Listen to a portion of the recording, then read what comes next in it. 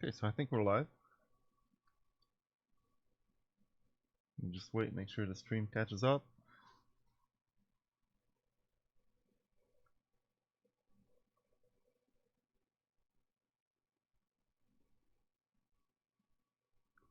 Okay. So, hi, this is BK Hobby, and today I wanted to go live and show you. Basically, I'm building one of these, well, a couple of these Kube sensors. I got an order on Tindy, and I decided to put it together live. And while I'm doing it, I'll show you a couple of things that have changed since the original design, since I posted the how-to videos on the channel. So that's that. I figured that would be an interesting topic to go over because there's a couple of differences now in, well, a couple of improvements and one major firmware update that I wanted to make and show you guys. So basically we'll start there. We'll leave it up there. This is a unit that I already have pre-built. That's one of mine for the house. And I've been running this one for a while now. It's well calibrated to my HVAC system. I'll actually show you what I do to calibrate these now too, because it's a lot simpler than what I showed you in the videos. So I'll put that away for now. And then basically I got all the parts mostly together already.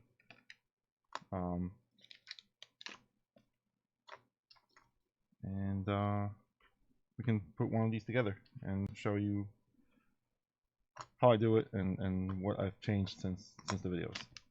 So I already kind of started putting this one together. The board's already got the jumper for 3.3 volts and 5 volts and the external sensor connector. So really all I have to do for this one is add the NodeMCU headers, and the DHT22 sensor in this board will be complete. So let me get that going. And if anyone's joined us, a couple people have joined us, so say hello in the chat and let me know how my audio sounds, because this is only my second time live streaming. And also, I'm not sure if you hear anything in the background, but there's my sump pump is going up today. We had a little bit of rain, so every few minutes you're gonna hear that sound. Hopefully not though.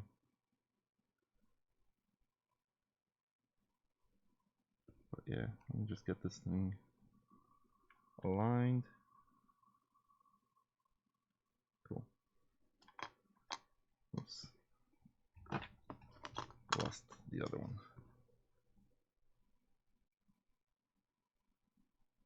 I make sure I put it in the right set of holes.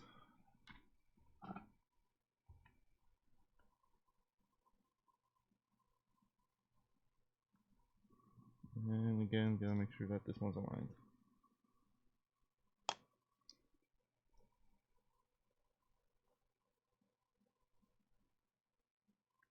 Cool. Alright, now just go down the line. There's I think what, like 15 or 16 pins here. I've built these before kind of serially, about 6 or 7 of these, and at the end of the evening my my hands were definitely sore from putting in what, like 400 or 500 solder points. So this would be a prime candidate for something like wave soldering or an automated machine. Oh, hey Wayne, how are you? Glad to see you join. How's the sound? Let me know, please, because I haven't had a chance to really try it out.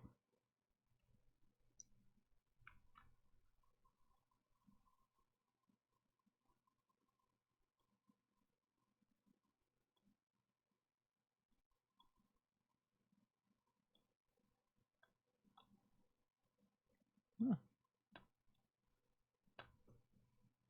Oh, great. Thank you.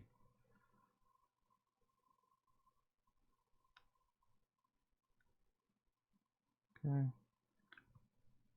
Fix a couple of them. Looks okay. I know the camera quality is not the greatest here. I'm kind of working on that. I did order a nicer web streaming camera, so hopefully for future streams we'll have slightly better quality. Now let me start off on something else before this one. We'll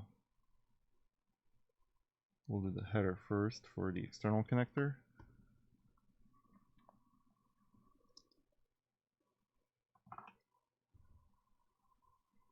So first I'll pre-build these breakout boards to hold the NodeMCU, and then we'll worry about programming the NodeMCU itself, because I want to show you what changes, how well, I want to show you the different process for that.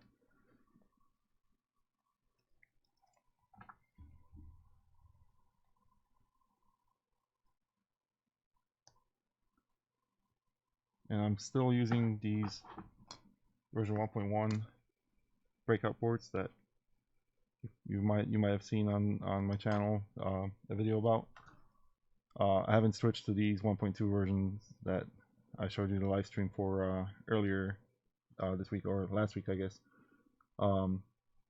You might have seen me make a mistake on that live stream. I placed the logic level shifter upside down when I was building the board. Fortunately, the schematic was correct and the layout was right on the board itself. It's just that I guess I was doing things kind of in the dark. I didn't have the full lighting here, so I wasn't paying attention. But that's my excuse, at least. And I screwed that up.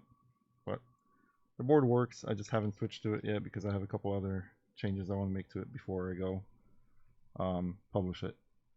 And then here I'm just basically bending the external connector header in a 90-degree angle. So now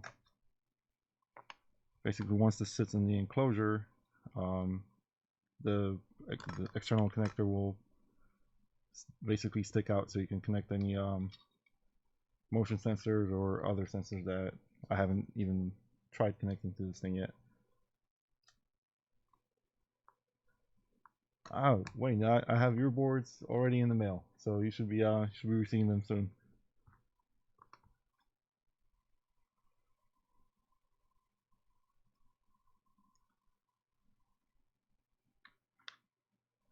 But if you want me to, I can make you a couple with the headers already in place if you prefer that. So let me know. Okay.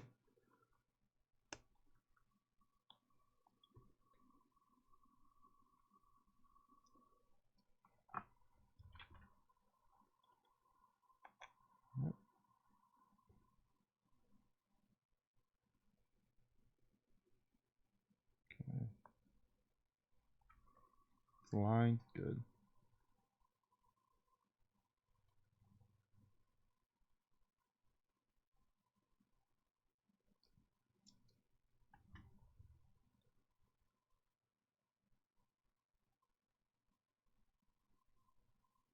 Fix it. Let's clean it up a little bit. There we go. Better.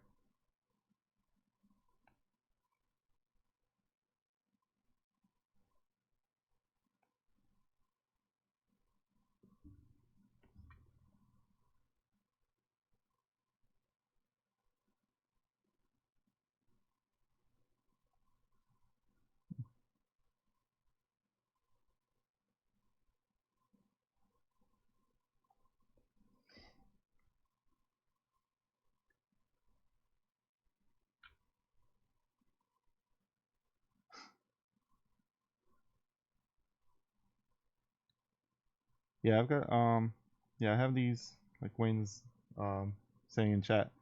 Basically have these built with some of them I build with the OLED displays on, and some of them without the OLED display. The ones that you saw before That's basically the multi-sensor. So it has a display so I can locally display temperature, humidity, or whatever other sensors I have connected to this thing.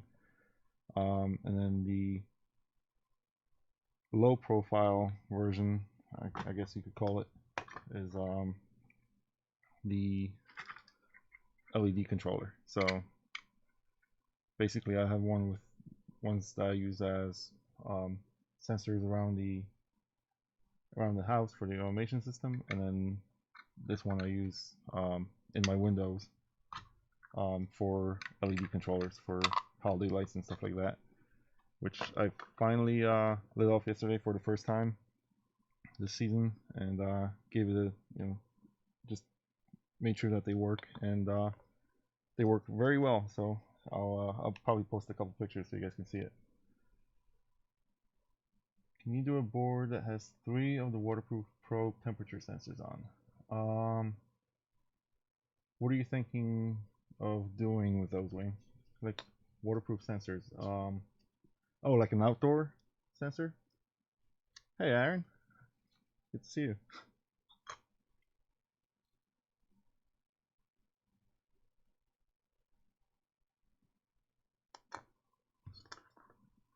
Okay. While Wayne explains what he means, let me get a better DHT. This one's used.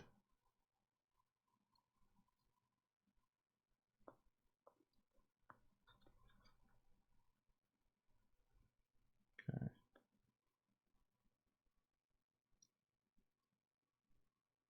3 of the waterproof sensors. Let me see.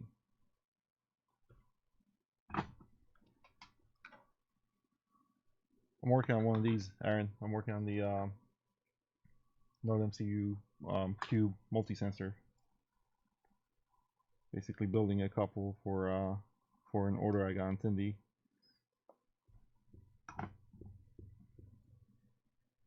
I have them in the chicken coop so no one is going to go into the cooler where I hold the water. This way I can ensure it doesn't drop below freezing when I can hang inside the chicken coop. And last one I can put outside. Yeah, so I think what I would do, the DHC22 is definitely not what you want for that, because obviously it's open case and it will get wet, and it won't work. But you could definitely use the external connector and hook up an external either analog. I wouldn't do analog though, not directly into the NodeMCU. You could do a digital I2C or digital sensor going into the, or one wire sensor going into the external connector. And I'll show you in a second why I switched to, well, it was going to be a surprise, but I've switched to ESP Easy, which is a very nice firmware for these. I used to, if you've seen these on GitHub, or if you looked at my projects before, I wrote code, and I wrote an Arduino project for these to basically read the temperatures and send them to my OpenHAB server. Now, since then I've switched to ESP Easy. Give me a second. Let me pull up.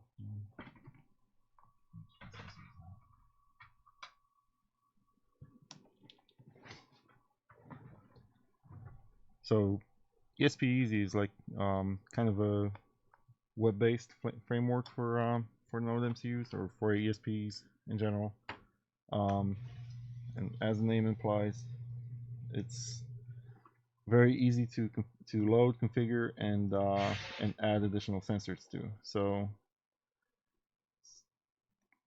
definitely was a welcome surprise when I switched to it, and I had the sensor up and running in 15 minutes or so, and then I added a servo to it, and the servo just worked right off the bat.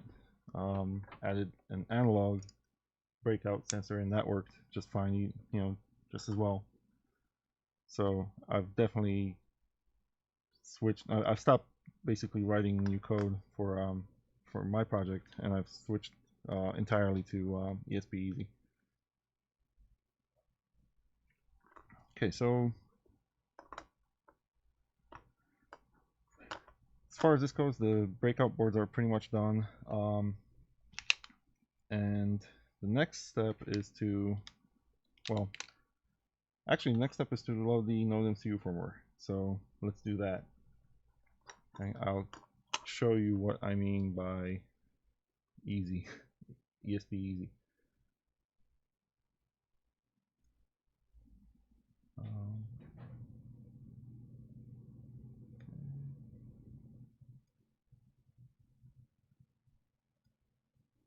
All right, so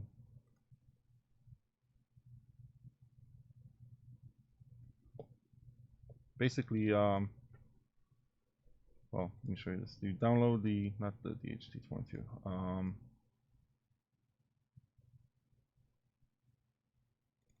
Download the ESP Easy Mega is the latest release, so that's the release I've been using. So download the Easy Mega release, and there's a program that comes with it called ESP Easy Flasher. So basically what you do is you plug in the sensor, or plug in the NodeMCU board into it. It's going to get picked up, and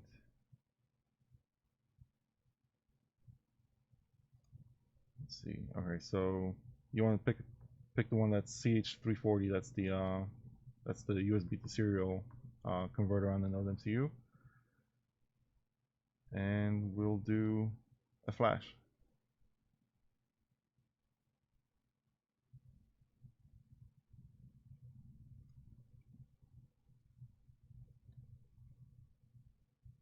Okay.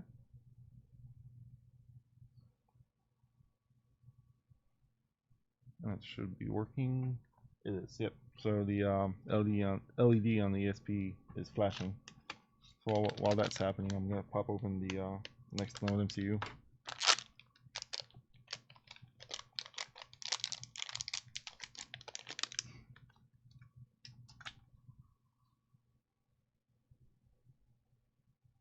Cool, that's going to take a little while. And then the next thing also is the OLED screen. I get these I2C OLEDs with 4 pins. But for the enclosure, I remove the I remove the header from the OLED screen. It's easier to mount. Cool, so that's still loading. So while that's loading, yeah, let's start removing the depinning the OLED. Sorry about that. I hope that didn't make a bad sound.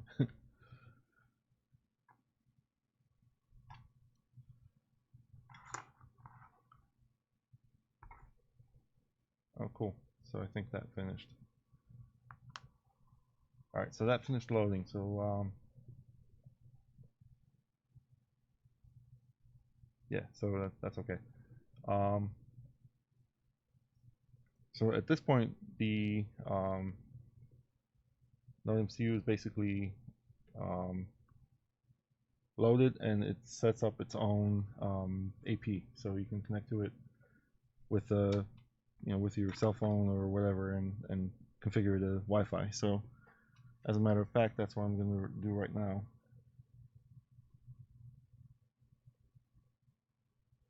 So excuse me a moment while I pull up my Wi-Fi, and in my Wi-Fi, the network, the network that comes up is basically the Cube name. So Cube-1 _1 is basically what showed up in my phone. Since you can't see that, I'm gonna have to give you a play-by-play. And the initial password is config ESP. Hit join.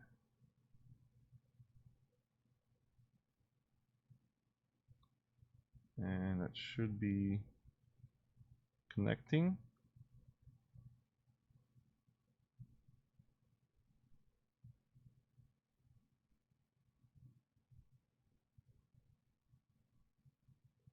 slowly.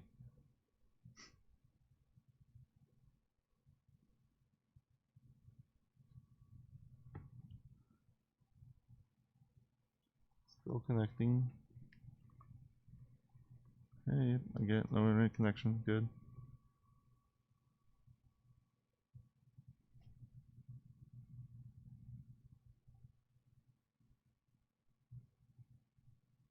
Hmm.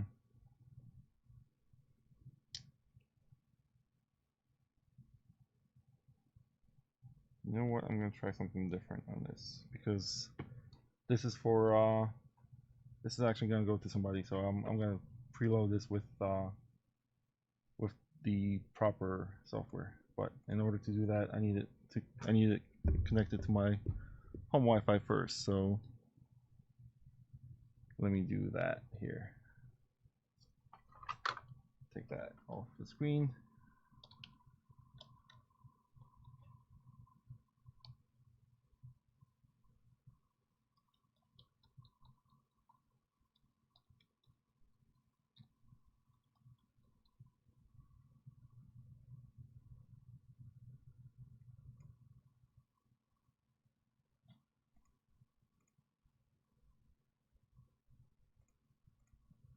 Okay. And let me disconnect. Let me connect again. Yep.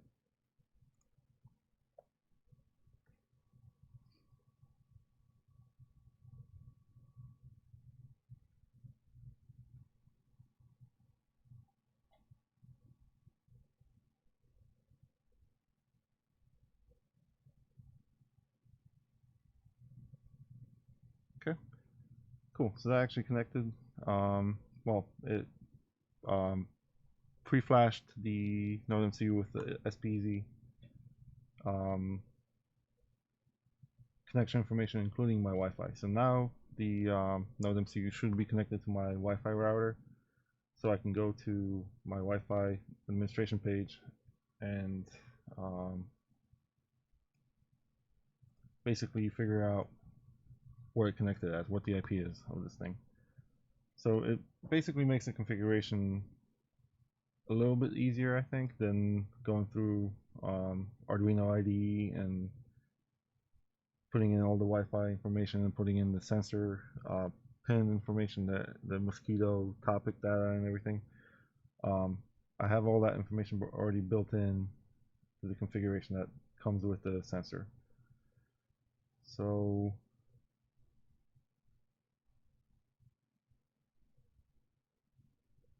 there we go. Just gotta wait for it to show up, and I have to go into my administration, my system log, and basically figure out what IP it got.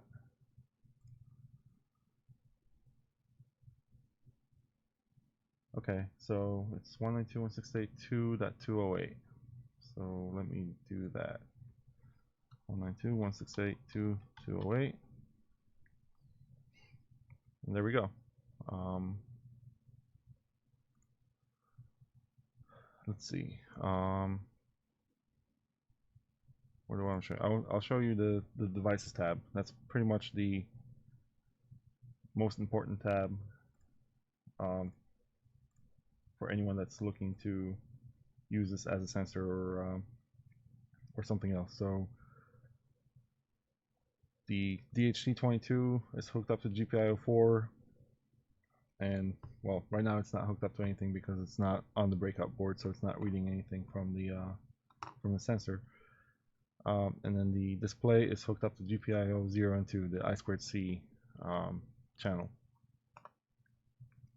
So if I want to edit any of these devices, I just go in through the web page, select the device type, and basically for the display, I just put in line 1 and line 2,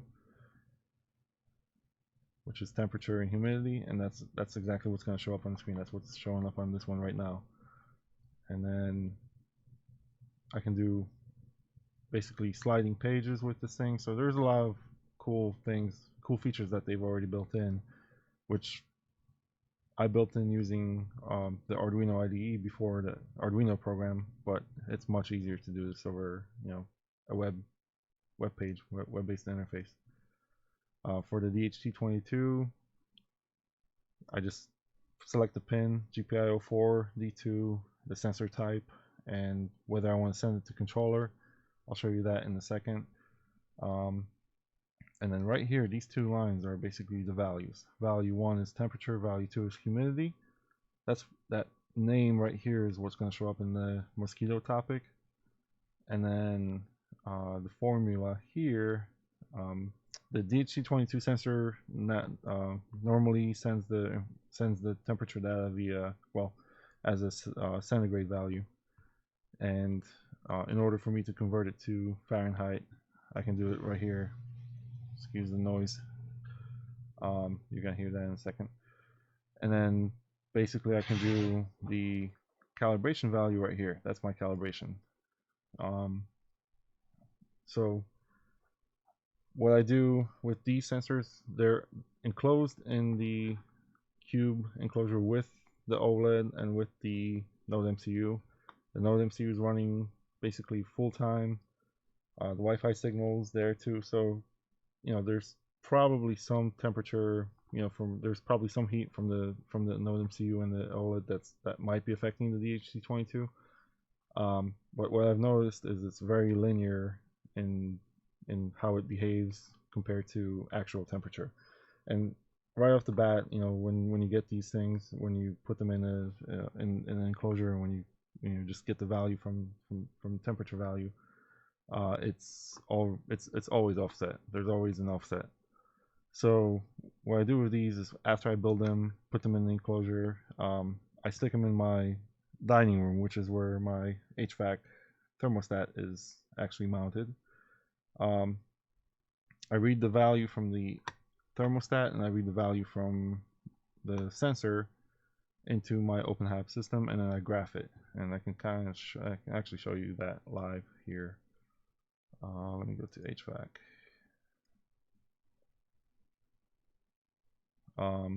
So kitchen temperature, that's actually this guy right here. So right now the kitchen, this kitchen sensor, which is what it is, it's down in the basement, so obviously it's a little bit colder, and it's been offline all this time, so you see a straight line. But what I do is when I calibrate this thing, I put it in the same room as the thermostat, and over the course of a couple days, I'll check that line of the sensor I'm calibrating against the line of the HVAC thermostat, and just make sure that they're pretty much close together, or calculate the offset. I'll take that offset value, go back into the formula entry here, enter the offset, hit submit, give it another day or two, go back into the chart, check the temperature again, and basically over the course of a couple days, I can get this thing dialed in pretty much spot on. And I've noticed that I've gone away for a couple days and turned off the heating or air conditioning, and the temperature stays linearly on track with the thermostat by maybe a half a degree or a degree off at worst. So I like these sensors. They're pretty easy, and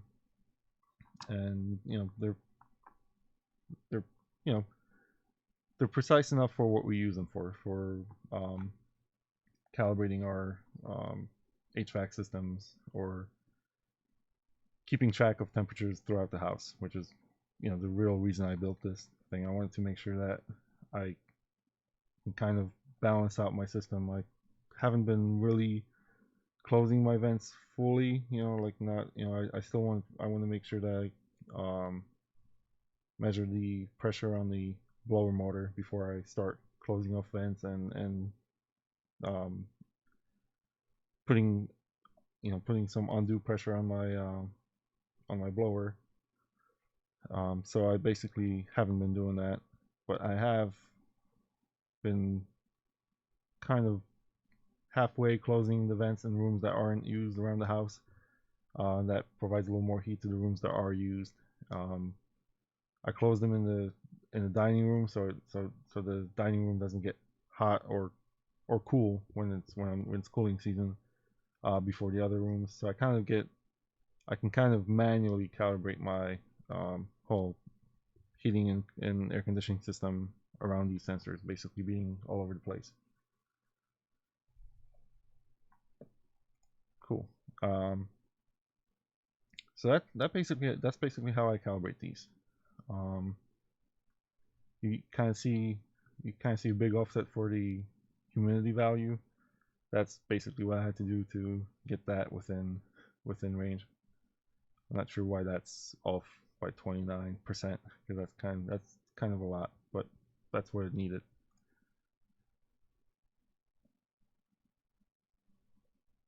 Okay, and then the controller tab is where I have my OpenHAB Mosquito client or Mosquito broker configured.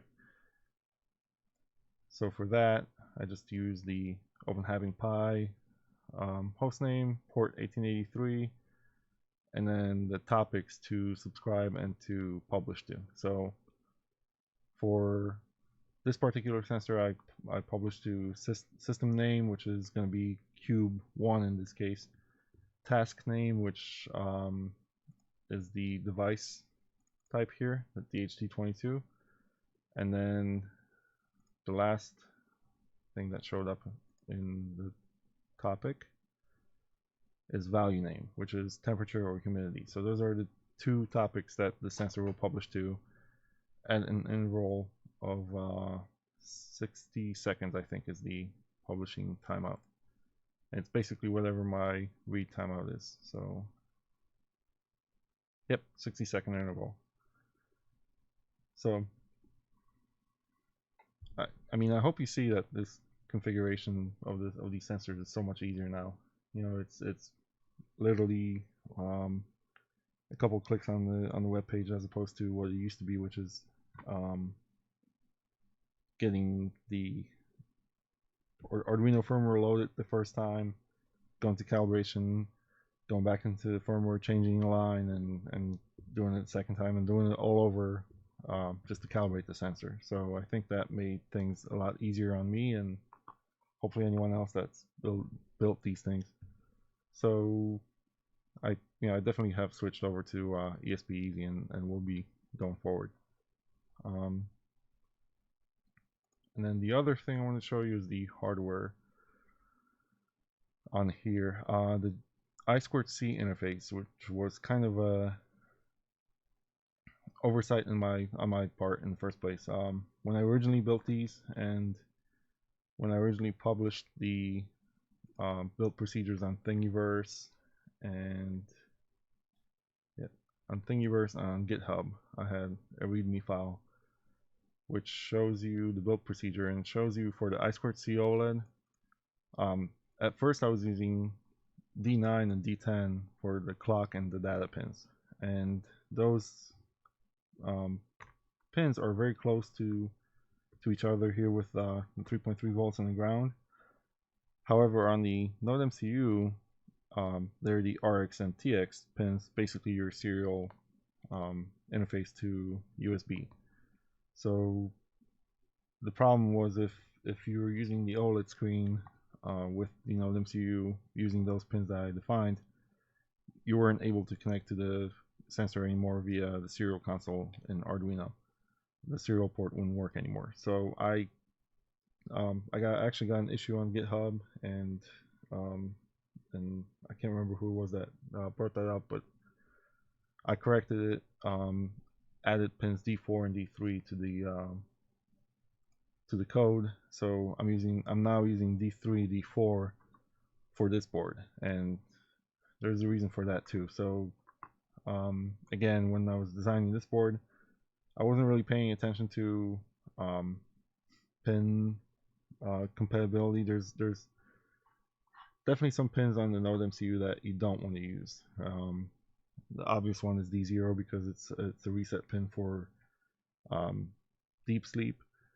D3, now that I've done that already, D3 is the push button pin for this NodeMCU push button, and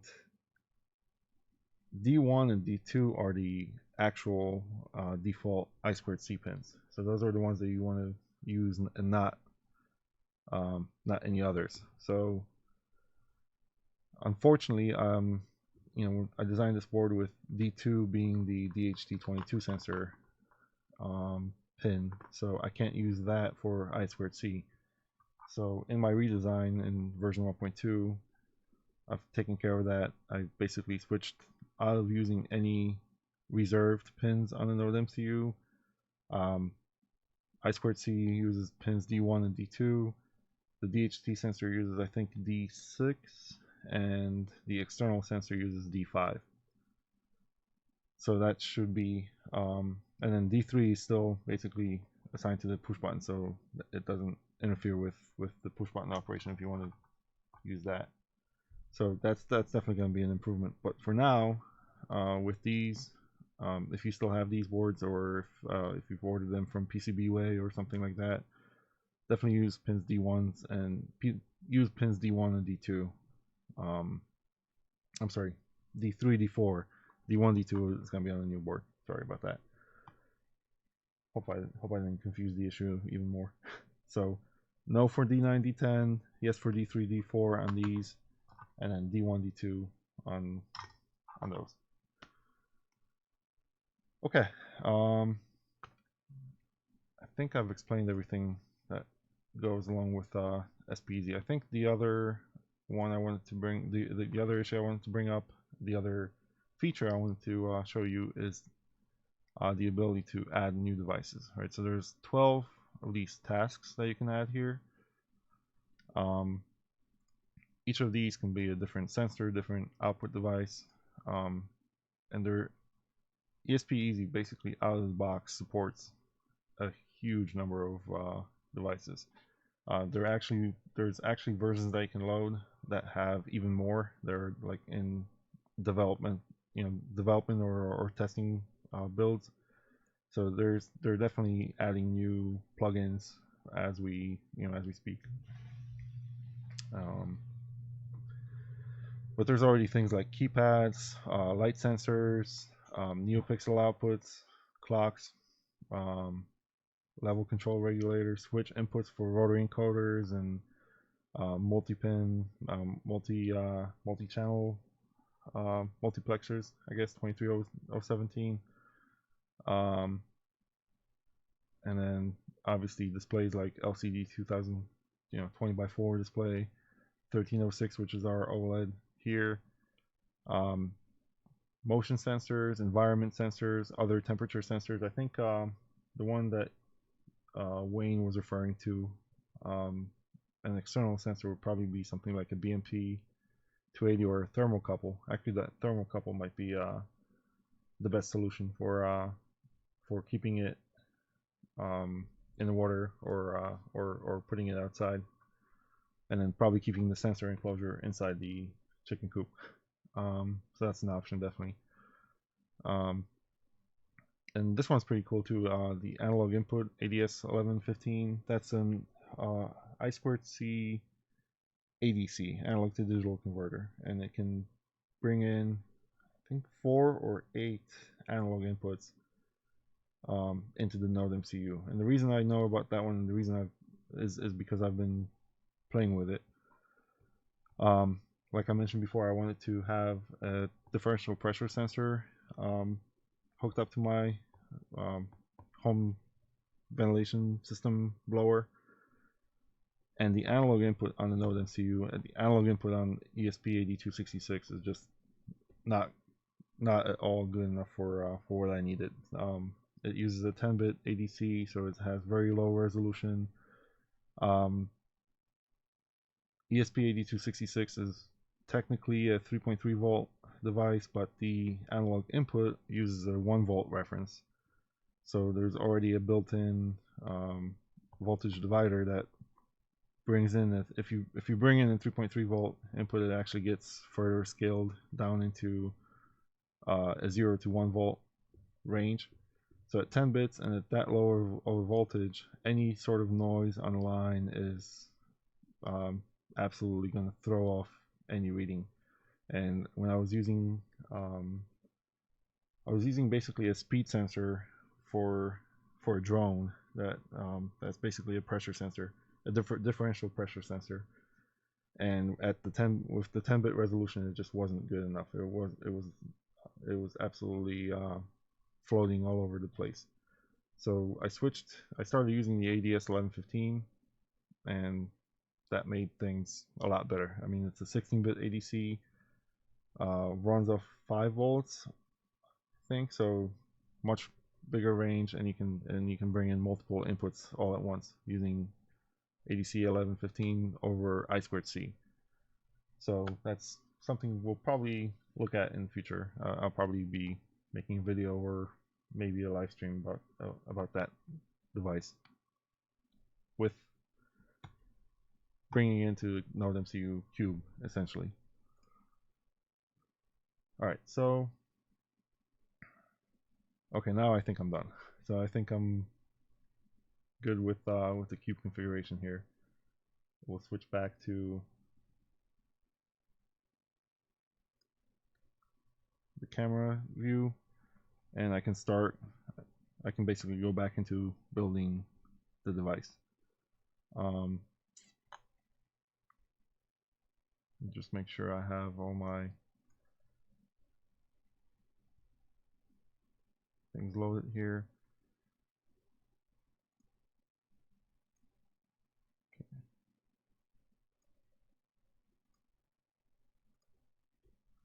Okay.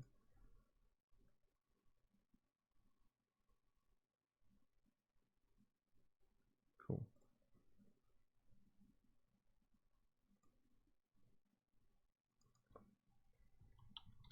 And then I'm going to change the SSID, which I didn't show you before, but I'm going to change my SSID. Let me go back into that. Basically, when I commission this device to send it out to somebody, I'll change the SSID to default. What that will do is when somebody goes to plug it in, the NodeMCU is going to look for the default SSID, which it's not going to find, and then because of that, it will set up its own access point and allow you to go through the phone setup procedure to find your own Wi-Fi hotspot. It's basically how you get it to fail out. It fails out of the SSID search and goes and creates its own access point. Cool. So this one's programmed. We'll plug it in, and now we can go back into depinning. Sorry about that again. Depinning the OLED screen, and I definitely want to get this. Probably want to get this tested. All right.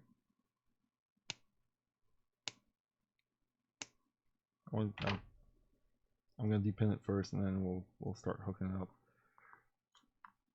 But the problem I've had with these, every now and again I get a dud that doesn't work. So we'll see if this one works.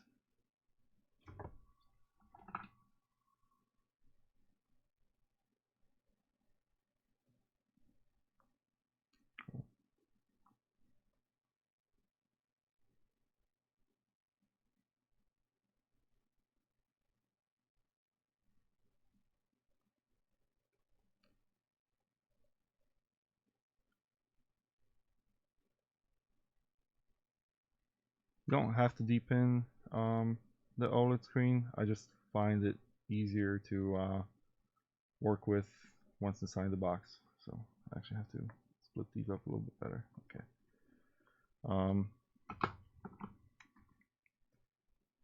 What I do is I attach solid core wires to these, and then I have a little more leeway with it once it's inside the box, and I can secure it a little bit easier. If you leave the headers on, we'll have to use DuPont pins and probably glue them to the header. All right, and then I already have these wires pre-made. I did at least some of them. done.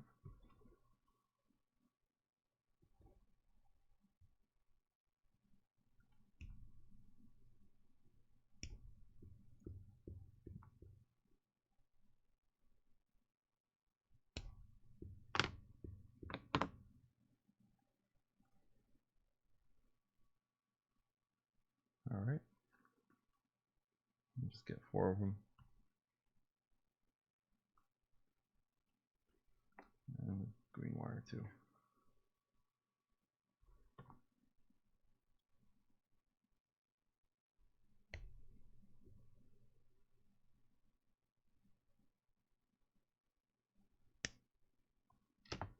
Cool.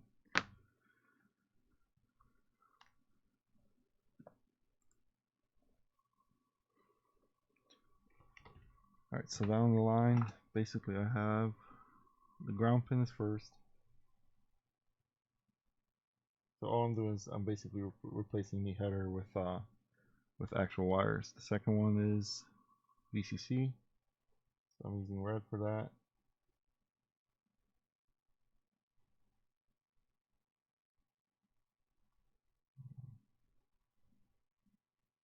No problems.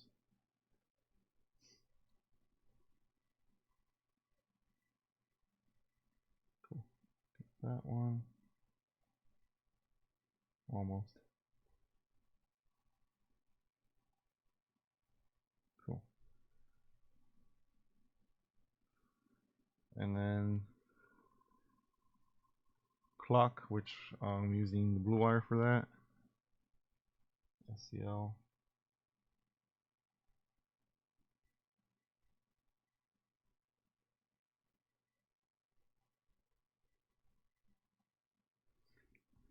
And data, which I'm using the green wire for.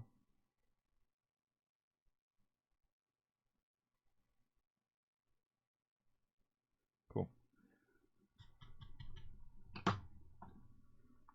Just to make sure I have a good connection when I do this, I'm gonna put a little more solder on each of these,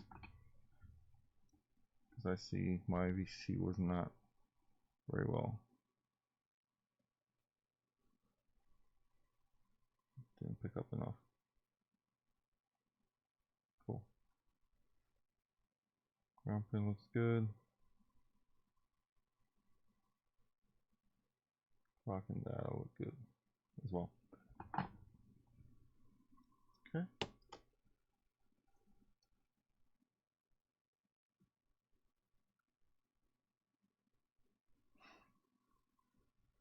And I'm going to take off any excess right here on the side, because this goes against the top of the enclosure, so I want to make sure it sits flush. Okay, and then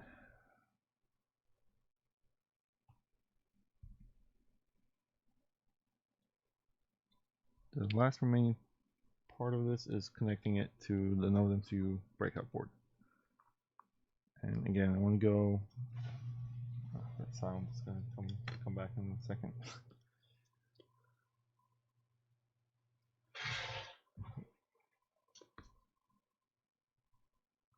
All right, so just like I was saying before, D3 is the data pin, which is green. So D3 is the 4th pin down. Green. 2, 3, 4 right here. And we just get this turned around and aligned so it doesn't fall out. And just catch it with solder.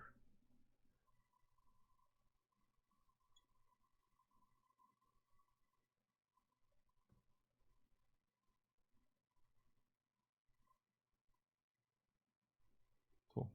All right, the next one is D4, which is blue, and that's just one down from the green.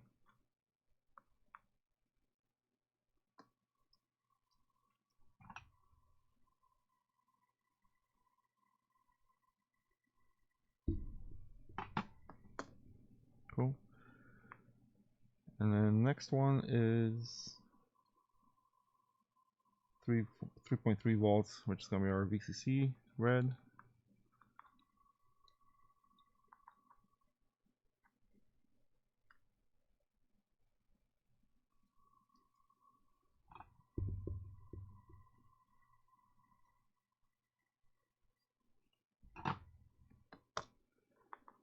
And the last one is ground, black.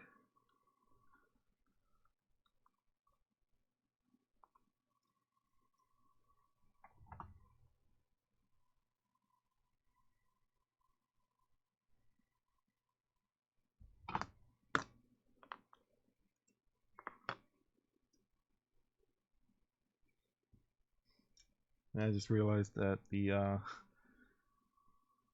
video was out of view while I was doing that, so I'm sorry about that. One of the things I'm learning as we go along, I guess, is to making sure that I'm paying attention to the actual video output. Okay, so now I'm going to do a quick test. So I'm making sure that the jumper is set to 3.3 volts, which doesn't matter for anything right now because that's only for the external connector, but I still like to keep it on the low voltage setting just in case somebody hooks up a 3 volt sensor to it. And hopefully, if everything works, if the I2C OLED isn't a dud, it should pop up just like that. So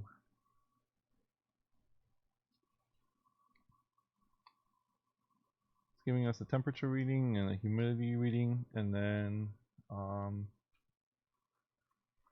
across the top of the screen you see the clock and the name of the sensor, which the clock is zeros right now because it's not connected to the internet, and the name of the sensor is just Cube.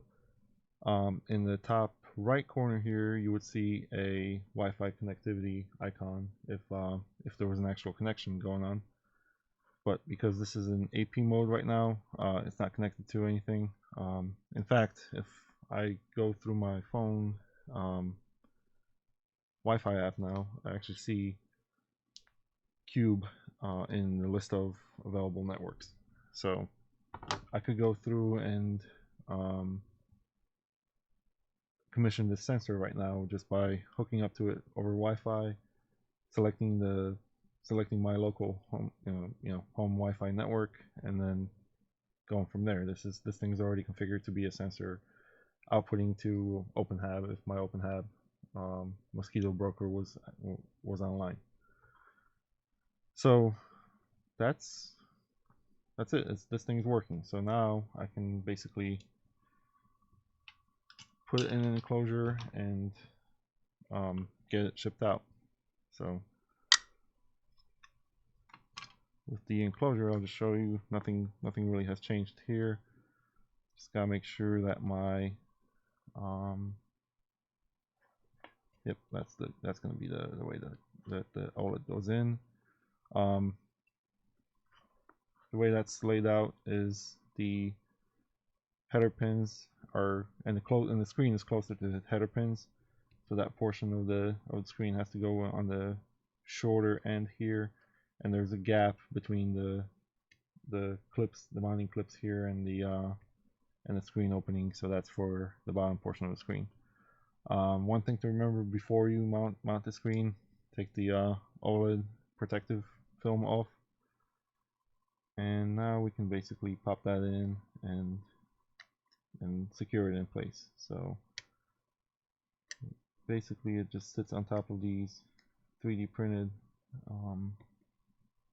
towers, which I'm thinking about changing that design so this is a little more a little easier to take off if needed without breaking the towers and not being able to remount the thing without gluing it, essentially. But for now this works. So just gotta make sure that's sitting in there securely, and then again I gotta make sure I'm not touching anything else with the soldering iron. Just melt these tabs down so that they secure the OLED screen. Cool. Clean up the tip so I can use it again for soldering. And then just need to route the wires internally. Make sure that the sensor falls into its slot here, and make sure that the USB connector aligns with the hole here, the external connector aligns with the second hole, and pop it all in place. It sits very tightly and securely.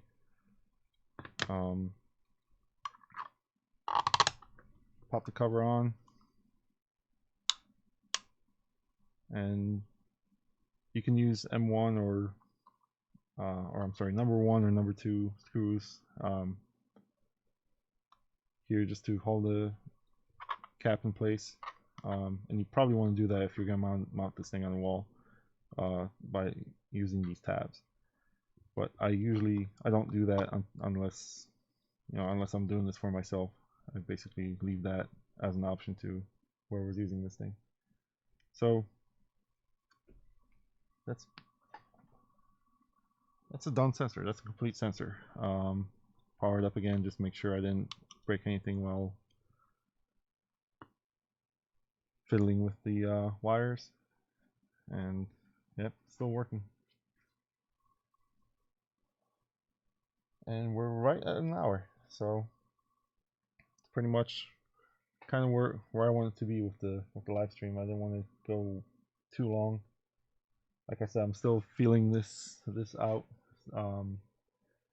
Sorry about going off screen at points of the hour, and probably going off topic at some point too. But hopefully that was an interesting topic to talk about. The ESP Easy firmware is definitely something I'm recommending everyone try with their NodeMCUs. For my sensor, it definitely made a huge difference. Yeah, that's it. I'm gonna probably break away to do the other sensor and finish it up and package off the rest of these and get them shipped out. So let me know what you think about these in the comments below. Let me know what you think about the content. I will be making more OpenHab videos soon. I am going away for a couple weeks, taking a little vacation for the holidays. So I think that's probably gonna put a damper on my schedule for the next few videos. I'm working on some videos on home automation products. I'm working on videos on OpenHab. The next one is obviously about rules and automation, and that's kind of a very broad topic, so I don't want to take it lightly. I want to make sure that I'm ready to present it myself before making a video on it. So that one I'll probably hold off on making that video for a while.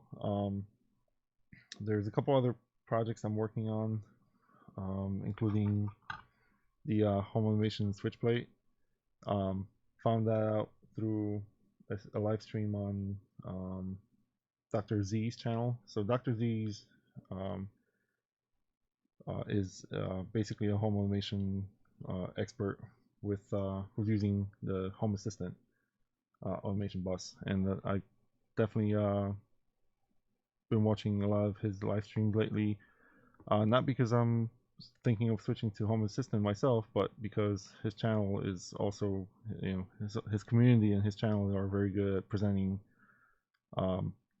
other topics, not just home automation. He's talking about things like the home automation switch plate, which is how I found out about the project, which is pretty cool. It's essentially a touchscreen controller that you, if you don't know about this yet, it's basically a touchscreen controller for your home automation system that sits in a switch box or an electric switch box. So I will definitely be making one of those and adapting it for use with OpenHAB. It's not that easy, but it's also not too hard. It uses Mosquito commands to basically run the entire menu, and I kind of have the menu working already with OpenHAB, but it's just it's going to be a process before I can get it fully implemented and to a point where I can share it with other OpenHAB users. Yep, that's it. We're right in an hour. To those of you who stuck around, thank you for watching and thanks for supporting the channel.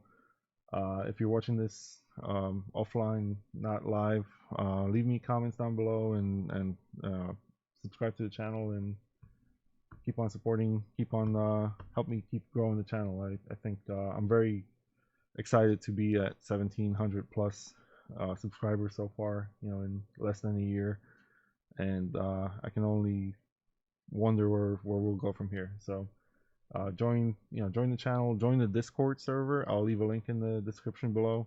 I have I'm starting to build a community of OpenHAB users, so we can do live streams like this. We can do live chats, support sessions, and troubleshooting. So thanks again for watching, and until next time, this is BK Hobby. Thank you.